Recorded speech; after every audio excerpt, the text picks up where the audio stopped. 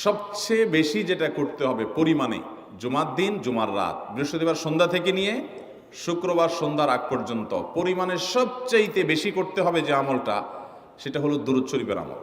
নবী করিম সাল্লাল্লাহু আলাইহি ওয়াসাল্লাম বলেছেন, আকসিরু আলাইয়া মিনাস সালাতি মিন ইয়াউমিল জুমআতি ওয়া লাইলাতিল জুমআহ, তোমরা জুমার দিন এবং জুমার রাতে আমার প্রতি বেশি বেশি দুরূদ পাঠ করবে, দুরূদ প্রেরণ করবে।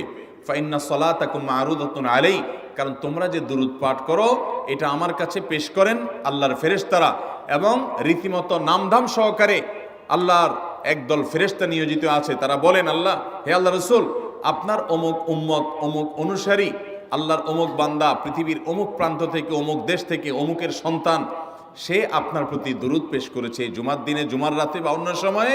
এটা নবী করিম সাল্লাল্লাহু আলাইহি সাল্লামের কাছে রিপোর্ট দেওয়া হয় আল্লাহর নিযুক্ত ফেরেশতাদের মাধ্যমে।